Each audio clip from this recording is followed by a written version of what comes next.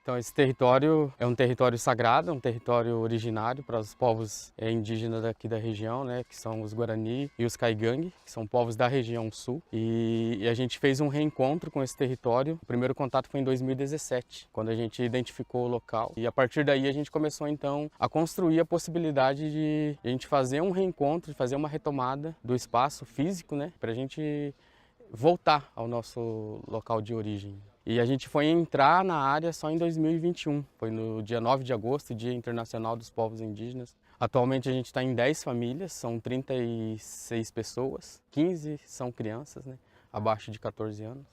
Não, ainda a gente está no início, né? A gente vai fazer um ano de reencontro no dia 9 de agosto. As estruturas ainda é a gente que está construindo tudo, né? Esse reencontro, ele é um reencontro muito espiritual para nós, os povos Guarani, né? Então a gente sai só para fazer algumas demandas mesmo, de trazer estrutura para melhorar a qualidade de vida, melhorar o espaço físico onde a gente vai viver, né? Mas a gente também foi conectado no 14º dia que a gente estava aqui dentro da área. Os nossos Uraijá, que são os nossos ancestrais, né, eles se conectaram com a gente e eles pediram para nós, falaram assim, agora esse é um chamado, ele é um reencontro de vocês, nossos filhos com o nosso território, mas ele precisa ser um chamado também para todos os povos. Então a gente começou então a enviar essa mensagem também, né, através de redes sociais, através dos nossos cantos, através dos nossos rezos, enviar essa mensagem que é um chamado para todos os povos, né? E a gente está nesse processo de reconstrução desse local, de trazer a força da Mãe Natureza de volta. Então a gente tem feito muito chamado, inclusive para os povos não indígenas, né, para que eles fortaleçam, para que eles conheçam o território e conheçam os projetos nossos, conheçam a comunidade, a cultura, a tradição dos povos indígenas e o cuidado que a gente tem com a Mãe Natureza. Como reconstrutores desse local, e é tudo feito por nós mesmos. Ainda estamos no processo de construir a gestão compartilhada com o Instituto Água e Terra do Paraná, né? E a ideia é essa, construir junto com o Estado uma gestão compartilhada no cuidado desse local.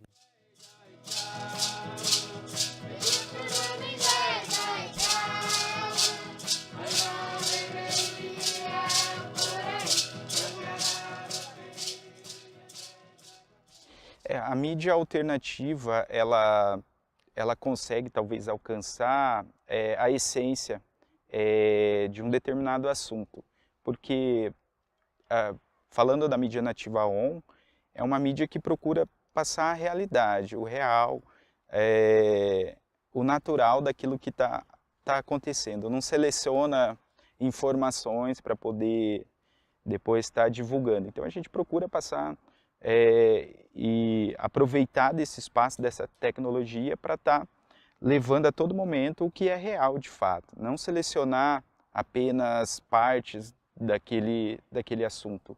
É o que as grandes mídias fazem, elas selecionam alguns pontos e acabam reproduzindo aquilo. Muitas vezes elas reproduzem aquilo que elas querem e não é o que a gente quer. Então, o que as mídias alternativas, principalmente as mídias indígenas, que hoje estão presentes nas redes sociais, principalmente, através, né, de Facebook, Instagram e outras, levar a mensagem verdadeira da luta dos povos indígenas pelos seus direitos. E são mídias que estão presentes com as aldeias, né? Estão conectadas com as comunidades, com as lideranças. Então, sempre está mostrando esse dia a dia, para que a sociedade crie outro pensamento que não seja um pensamento de preconceito, de discriminação. Então, eu vou falar um pouquinho, tô lendo um livro ainda, a Biala, né? E ele fala que lá no passado, essa questão do Pedro Álvares, né, descobrir o Brasil, ele contou a versão dele, né? A versão dele. Porém, ele foi devido toda a versão dele, ele mesmo foi criminalizado porque omitiu informações, né? Mas se naquela época tivesse hoje a internet que temos hoje, a comunicação que temos hoje, eu garanto que essa história seria bem diferente, né? Até mesmo a história de Piraquara seria bem diferente, né? Lá eles retrataram o que eles viram, mas em nenhum momento eles chamaram os indígenas, não só as lideranças, para conversar, né? Eu acho que não foi mapeado, não foi escrito, não foi deixado escrito. Tem uns poemas lindos que eles fizeram, né? Romantizaram a dor dos povos indígenas, né? Mas se tivesse escrito ou filmado o que os indígenas tivessem passado, né, a história deles, o sofrimento deles, né, as denúncias também, muita coisa tinha mudado, né? Hoje tem esse preconceito, índio usa celular, e vamos continuar usando assim, porque é através deles, dessas imagens, dessas informações, dessas mídias que a gente faz independente, das fotos, né, das falas, é através dessas imagens que as pessoas têm conhecimento, né? É muito fácil, é como tem no livro, fala aquilo que eles acham que deve falar, mas não escutam.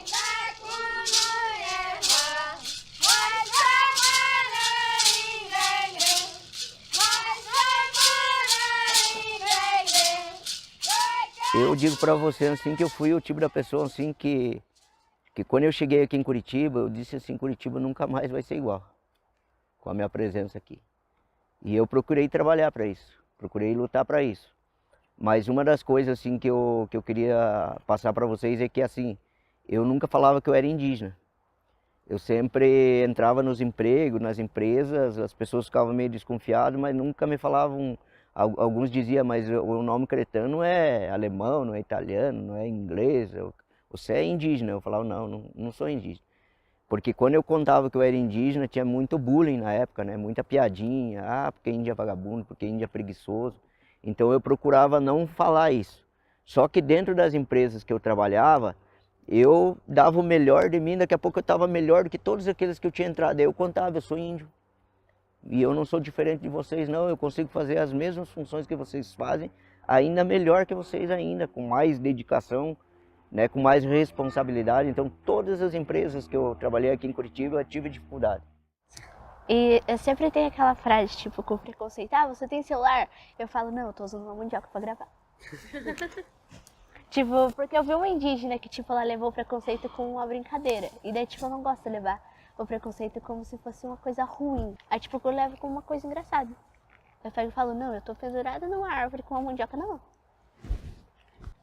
E daí, na hora de comer, todo mundo falava que eu comia estranho. Tipo, eu pegava e falava, beleza, legal. Aí, tipo, eu sofria muito preconceito, porque eu estudava na cidade. E quando eu falava que era indígena, tipo, todo mundo, nossa, então vocês andam assim. Nossa, então vocês comem isso. Eu falo, sim, a gente come.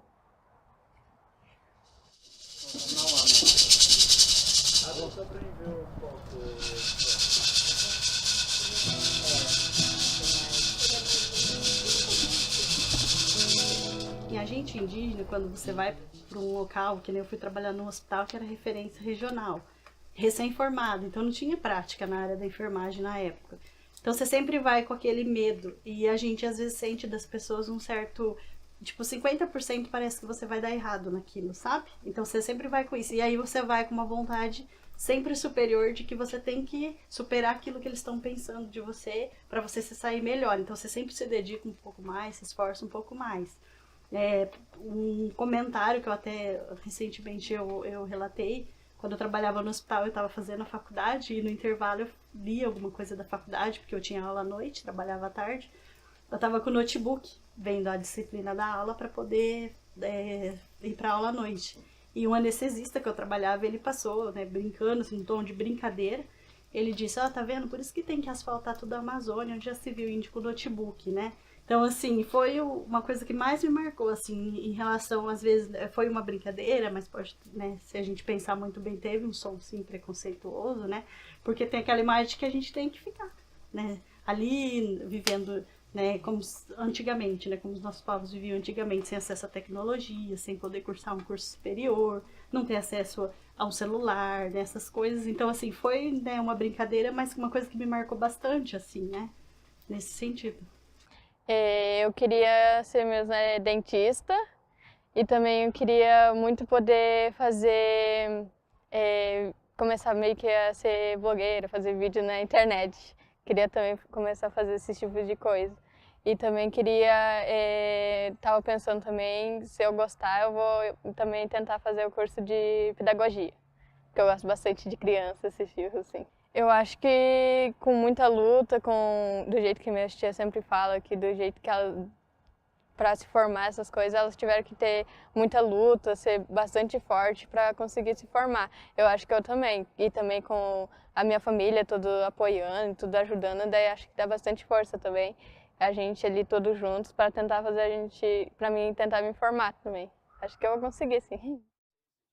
O preconceito sempre foi assim, que as pessoas não indígenas falavam assim, né, que os índios em geral, para eles era índio que não trabalhava, que era vagabundo, as moças indígenas não sabiam limpar a casa, então era coisas assim. Então era um preconceito daí, não, onde que eu me criei dentro da aldeia, igual sempre eu falo, cada um já nasce com um dom de Deus. Eu nunca fui uma índia boba, sempre o que faltou em mim foi estudo. É igual eu trabalhei com uma psicóloga há muito tempo em Maringá, ela falava para mim, dona Cleusa, sua mãe não soube aproveitar a senhora. Mas não é que não soube, naquele tempo os índios não tinham oportunidade. Hoje mudou, graças a Deus.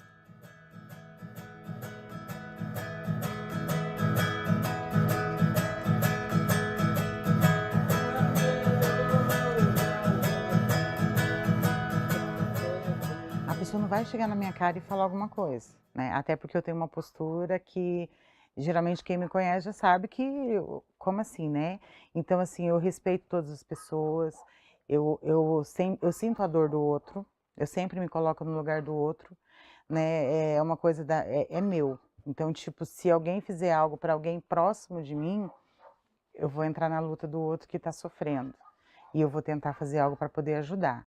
E daí, tipo, pra mim o preconceito, tipo, pra mim é como se fosse uma coisa, não uma coisa natural, mas tipo, como se fosse uma coisa que todo mundo coloca na cabeça.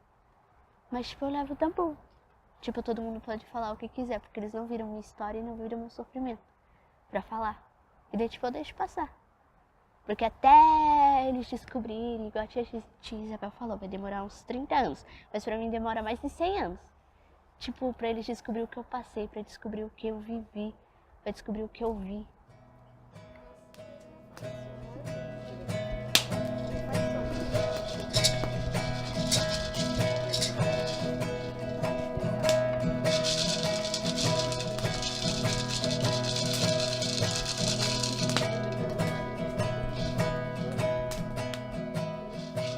Todo o território é nosso espaço.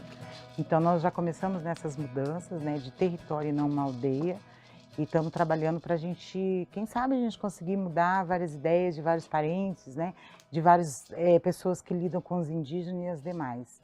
Então a gente está nesse foco para tentar diminuir tudo isso e fazer com que nossas crianças não passem o que nós passamos, porque a dor e a sequela é grande.